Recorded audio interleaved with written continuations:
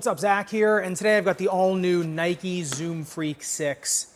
Let's get into them. Now, the Zoom Freak line to me is quite the conundrum. The Zoom Freak 3s and 4s, super tech-packed, right? I mean, they just visually really stunning shoes, but pretty unstable. The Zoom Freak 5, completely, it just looked like a budget shoe, but more, honestly, I thought it was more stable than the 3s and 4s, but that came really at the expense of really anything premium in them. So with the 6s, I was kind of hoping maybe they would marry the two together.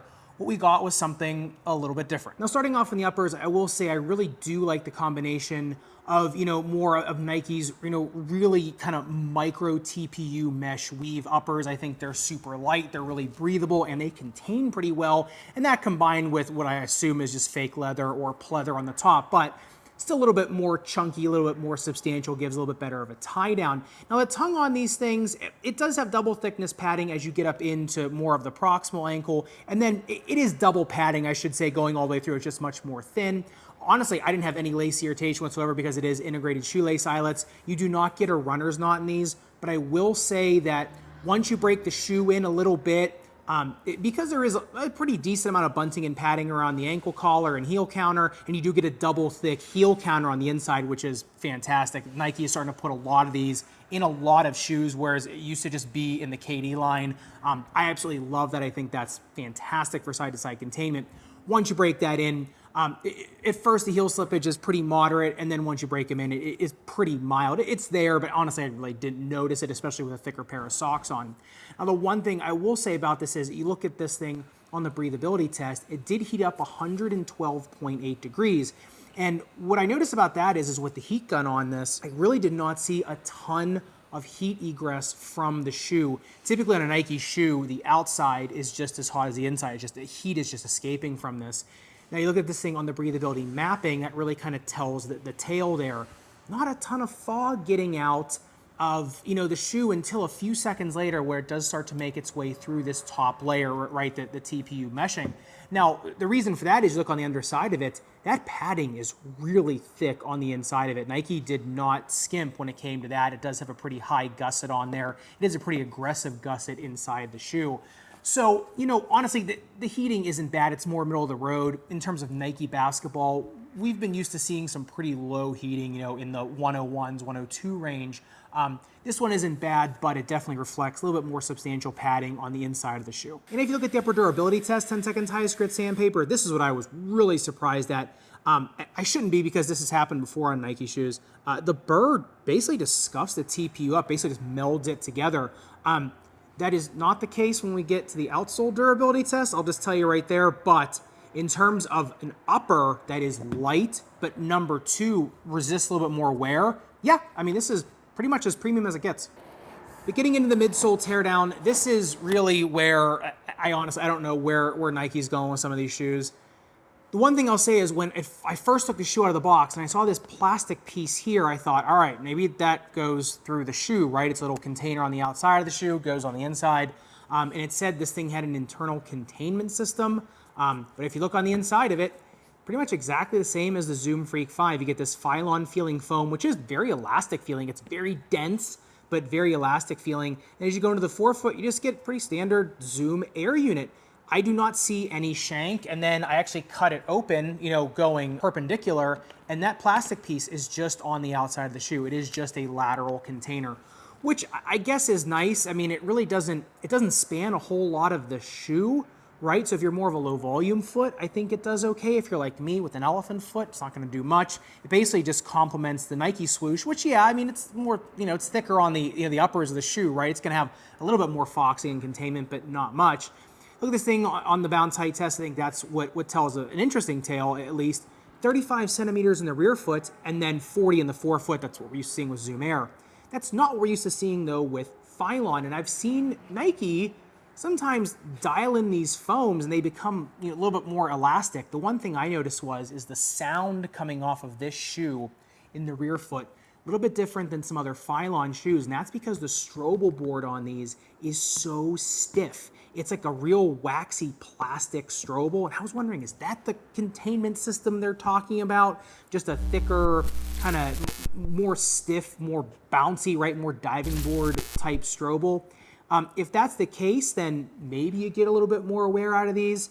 I don't know. I mean, it's like I said, it is still just a very thin, strobel board. I'm not seeing anything too crazy there. So yeah, in the beginning, these are going to be pretty springy, pretty bouncy, and they do feel very low to the ground. Just the profile of these reminds me of a Nike Vapor tennis shoe, to be honest. Kind of like a Kyrie and a Vapor tennis shoe. So when I was playing like pickleball against the wall on these things, they're fantastic for low to the ground feel, right? I mean, they pivot really nice.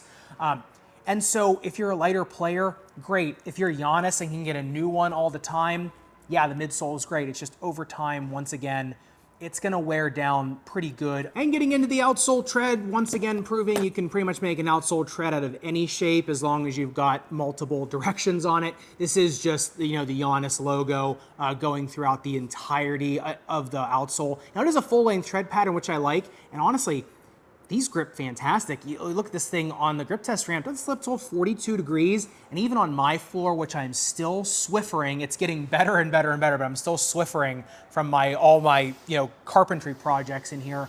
This was still gripping pretty darn confident, even on that floor with all the dust. It picked up a lot of the dust, but with a quick wipe down, they were still fine. And honestly, the grip kind of transcended that. And you can kind of feel, it actually feels a little bit like more of a softer rubber, but the durometer comes in like 18.5. This is not soft rubber. One thing though is you look at this thing on the outsole durability test though, 10 seconds highest grit sandpaper, the burr just pummels through it, over a millimeter of damage, just going to show you that durometer doesn't always equal durability. We've seen that with some more lower durometer shoes, some softer rubbers this year from Li Ning that, the burr is not making an impression on it whatsoever.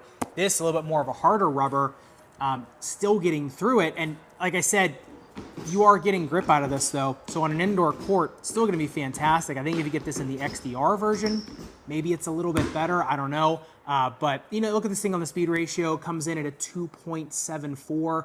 So yeah, I mean, they're quick, little speedy shoes. They're not rocket ships by any means. And I mean, I didn't feel any crazy snap in them, but they are really low to the ground feeling. And like I said, you get a decent grip out of them. And so, yeah, the feel on them is so good that if, you can bring the speed to them just like Giannis does.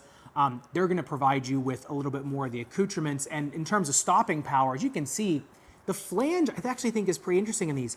It's basically just a thickening of the midsole, which, I mean, it works. They do feel stable, but, I mean, basically it's just a little bit more of a shape here, a little bit more bulk here, but just a little more of an outcropping there, which I thought was actually pretty interesting. I think it's a way to get a flange on it that, number one, is light, but number two, more streamlined with the shoe. Number three, still works even for, the less bulk and weight. But getting into the fit of the Freak 6s, this is where I was a little bit disappointed because I checked the in-flare of these before I put them on. It only comes in an in-flare of 11 degrees, which is great.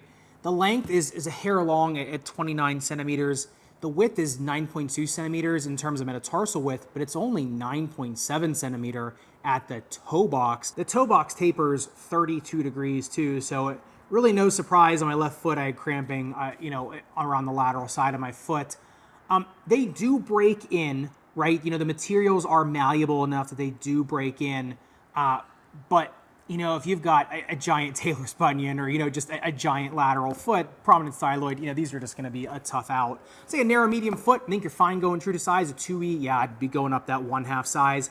A 4E, you can go up one size on these. You're going to start to get a little bit more heel slipping unless you can pop a runner's knot in there for yourself, which is, easy enough to do. But yeah, I mean, in terms of the snake bitten foot too, it's just, ball of foot pain when they're new, sure, they're fine. But in terms of arch strain, arch pain, tendinitis, especially, anything perineal tendinitis, posterior tibial tendinitis, anything that causes more strain, eventually these things are going to start to give way. Yeah, they accept a low profile orthotic okay, and that's really going to help these out for sure. If you can fit a low profile orthotic in these guys, it's going to protect the midsole a lot more. You're going to get a lot more longevity out of them. But once again, in terms of anything lumps, bumps, and bruises, in terms of strain on the foot, it's tough to recommend them if they don't have anything containing the shoe. If you're trying to go side to side really hard and the shoe starts buckling underneath you to Kingdom Come, what do you think that's going to do to your foot? And if you are going to augment the Freak 6s with an orthotic, you know which ones I'm going to recommend, and that's going to be Power Step and the Pinnacle line of orthotics. For the Freak 6s specifically, either go with the Power Step Pinnacle, the regular, or the Power Step Pulse.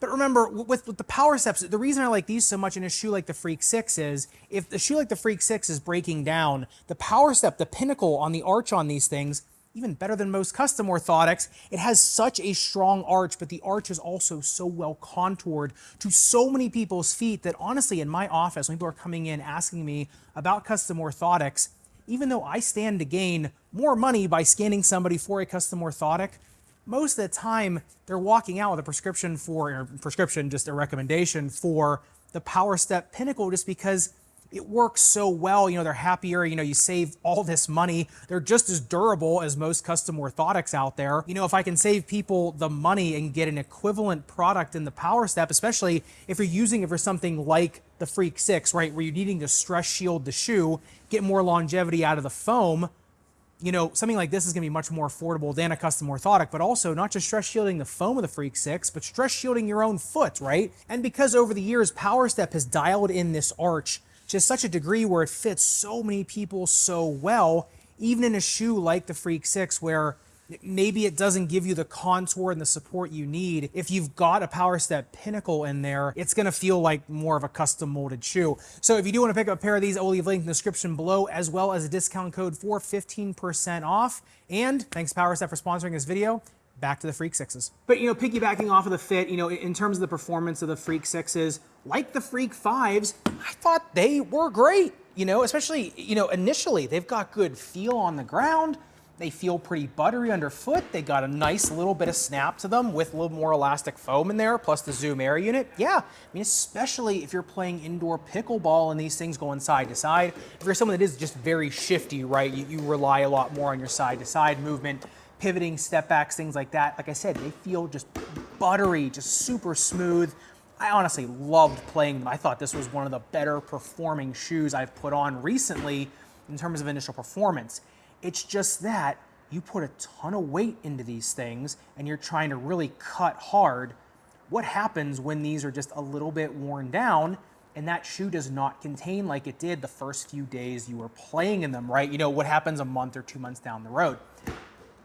Like I said, same problem with the Freak 5. They play great initially, but it's that build quality in the midsole, it's that containment, it's that more rugged play that the 3s were built like armored tanks. Like that was one of the most premium shoes you could get in terms of strategic placement of stiffer plastic, but also premium materials in the uppers, the midsole, the Zoom Air units. Yeah, tandem Zoom Air units in the forefoot is a hard thing to pull off in a basketball shoe without making it really, really unstable. But you know, you could take the lessons from the 3s, put them in, you know, something like this with, like I said, the shape of this shoe, profile of it, I think is fantastic. I think even if you just dress these up just a little bit more stout material in the midsole, honestly, you'd have a really good playing shoe for more, and actually give you a little bit more longevity. And I think, honestly, it'd be one of the better shoes out there, like I said, just because of the shape and profile of these things. Like I said, they're smooth operators, it's just for how long? So I'd love to hear your thoughts in the comments down below, especially if you did try the Freak 5s, you liked them, you disliked them, you're going with these, let me know in the comments down below.